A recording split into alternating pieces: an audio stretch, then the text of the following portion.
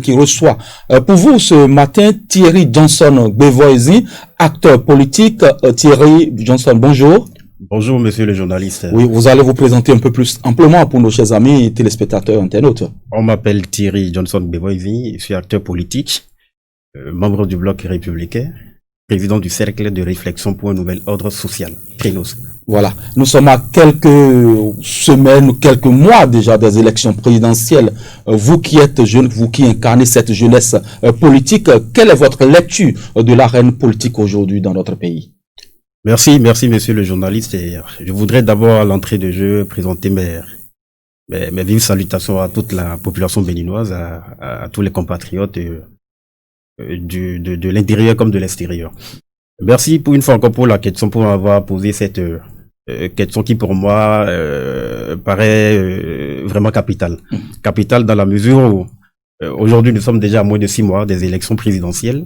Nous parlons des élections présidentielles, une élection qui au vu de tout le monde paraît déjà comme la plus grande des élections qu'un pays démocratique autant pour moi peut déjà aspirer mettre en pied pour que on ait véritablement quelqu'un qui puisse véritablement gérer le bien fondé même de toute la nation.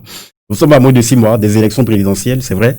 Aujourd'hui, vous avez constaté que les tractations viennent un peu de tout part. Il y a l'opposition qui est là, il y a la mouvance également qui est là, qui bat de tout feu, qui pour véritablement faire en sorte que cette élection ait effectivement lieu. Et déjà aussi, vous allez constater que la Sénat, qu'on le veuille ou pas, est en train de mettre déjà les petits plats dans les grands plats pour que cette élection soit effectivement une réussite.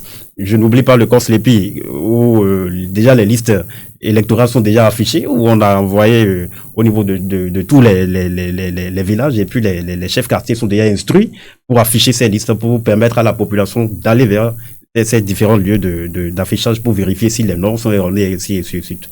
Alors l'autre chose qu'il faut noter, c'est la présence de l'opposition qui aujourd'hui me paraît un peu timorée, qui est aujourd'hui dans une position qui me paraît moi un peu timorée dans la mesure où on constate aujourd'hui qu'elle est certes là, mais on ne la sent pas. On ne sent pas cette opposition qui devrait quand même apporter un autre paradigme pour changer tant soit peu la gouvernance actuelle du chef de l'État. Vous, en tant que mouvancier, vous auriez voulu sentir un peu plus l'opposition, c'est cela? Non, mais pas sentir l'opposition en tant que telle, mais on aurait quand même senti que cette opposition nous apporte des débats objectifs. Oui. Qu'il fasse des critiques objectives pour permettre au gouvernement en place de changer ou de corriger ce que eux, en tant qu'opposants, pensent que il n'est pas bien. Alors, je trouve également que cette opposition pour moi aujourd'hui ne nous l'auront pas. La carte qu'elle est en train de présenter à la population béninoise aujourd'hui n'est pas une carte qu'on pourrait facilement avaler, n'est pas une aspirine qu'on pourrait facilement avaler et tout. Pour ça, je dis, le verre est encore dans le fruit pour eux.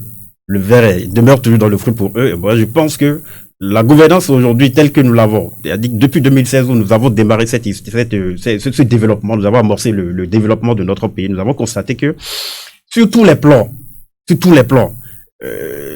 on a senti une métamorphose. Dans tout le pays, on a senti une métamorphose, on a senti un changement dans les habitudes quotidiennes et tout. On a senti effectivement que le chef de l'État a véritablement pris les taureaux par les cornes et il est en train de faire un travail phénoménal, et vraiment phénoménal. Parole de mouvancier. Non, pas simplement parole de mouvancier. Oui. Je dis les choses telles qu'elles se présentent. Voilà. Il faut quand même apprécier avec une ouverture d'esprit beaucoup plus large, apprécier les actions qui sont en train d'être faites aujourd'hui. Et vous allez constater, ce n'est pas moi qui le dis, c'est la population tout entière qui le dit et qui réclame d'ailleurs le chef de l'État pour les présidentielles de 2021. Alors que le chef de l'État même dit qu'il est impopulaire. Non mais il est parti sur une chaise d'impopularité pour monter sur la grande arène qui doit forcément le porter déjà vers le perchoir. Et aujourd'hui, en tant que jeune, je suis fier d'appartenir à ce pays. Je suis fier de me sentir béninois, simplement parce que nous avons eu la chance d'avoir depuis 2016 un président ambitieux, un président courageux, voilà. Un président qui a les gemmes de l'innovation dans son sang. Et je dis cela, c'est une fierté pour la jeunesse béninoise. Nous devons être fiers aujourd'hui de ce président que nous avons et qui dirige amplement, qui dirige avec de main de maître cette nation qu'est le Bénin dont nous appartenons tous. Voilà, vous qui êtes jeune, à quoi aspirez-vous pour ces élections présidentielles? Un mot de paix? Comment est-ce que vous pensez vous mettre dans les rangs pour pouvoir porter au péchoir votre candidat pour les présidentielles de 2021? Je crois que nous avons déjà démarré. Nous avons déjà démarré avec...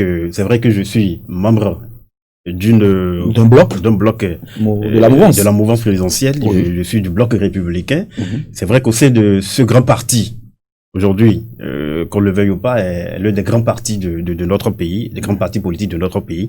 Au sein même du bloc républicain, il y a déjà cette organisation qui est déjà mise en place depuis. Et récemment, nous avons fait l'université de vacances du bloc républicain où beaucoup de résolutions, beaucoup d'innovations ont été mises en place pour permettre à la jeunesse béninoise de s'affranchir. Alors, la position actuelle de la jeunesse du bloc républicain, elle est claire. Cette position, elle est claire et nous nous battons davantage pour que cette position que nous avons actuellement nous permette véritablement de ramener notre président pour que le travail qu'il a su commencer depuis 2016, qu'il puisse quand même aller au-delà, si l'Éternel le veut bien, qu'il aille au-delà de toutes ses ambitions et tout. Alors, la jeunesse, telle que je viens de le dire, la jeunesse du bloc républicain, elle est organisée, elle est instruite, elle est formée et elle est prête aujourd'hui à mener le débat, à mener le combat pour que notre président rempile en 2021. Et mieux, à côté même de ces différentes organisations qui sont instaurées au sein même de notre parti, vous allez constater qu'il y a de ces jeunes. Il n'y a pas que les jeunes du bloc républicain. Et il y a les jeunes même, il y en a même de l'opposition qui ont compris que le chef de l'État est en train de faire un travail phénoménal. Et pour ça, il faut l'accompagner. Et du coup, c'est des gens qui sont... On n'a pas le droit de voir. Non. Je dis ce que j'ai constaté. Je dis ce que j'ai constaté. Moi, je suis secrétaire général national d'un mouvement. Carreau pour Talent en 2021. Nous avons fait une sortie. Et il n'y avait pas que les membres du bloc républicain, il n'y avait pas que les membres de l'Union progressiste, il y avait les éléments de FCBE, il y avait les démocrates, ils étaient là, il y avait quelques éléments des démocrates également qui étaient là. Donc c'est pour dire que la jeunesse béninoise aujourd'hui a compris que le travail que le chef de l'État est en train d'abattre depuis 2016 est un travail phénoménal qu'il faut quand même l'accompagner afin que ce qu'il a entamé puisse véritablement porter fruit pour le bonheur de la population béninoise. Votre mot de fin? Enfin, je dirais simplement merci. Merci à la population béninoise pour avoir compris que le chef de l'État est celui qu'il nous faut. Le président Patrice Talon est celui qu'il nous faut pour le développement de notre pays. Et ensemble, il dit souvent, c'est ce que je dis souvent, il y a pas un Chinois qui viendra développer notre pays. Un étranger ne viendra pas développer notre pays. C'est nous, Béninois, fils du Bénin, c'est nous qui allons nous mettre ensemble, unir nos voix ensemble pour développer ce pays. Alors, je lance un appel fort à toute la population béninoise, à la classe de l'opposition, de mettre la balle à terre. Ce pays nous appartient tous. Nous n'allons pas laisser un pays de sang à nos enfants. Nous n'allons pas laisser un pays de désarroi à nos enfants, à nos progénitures. Et pour ça, ils ont l'obligation. Vous avez l'obligation. Nous avons l'obligation. Voilà. Nous avons l'obligation d'œuvrer pour la paix, pour que cette paix règne effectivement, pour qu'en 2021, les élections se passent dans la tranquillité et dans la transparence. Merci beaucoup, Thierry Johnson Bevoisi. Acte politique, c'est sur cette note de paix et d'espoir que nous finissons ce deuxième plateau de Carré Politique, votre émission. À tout à l'heure.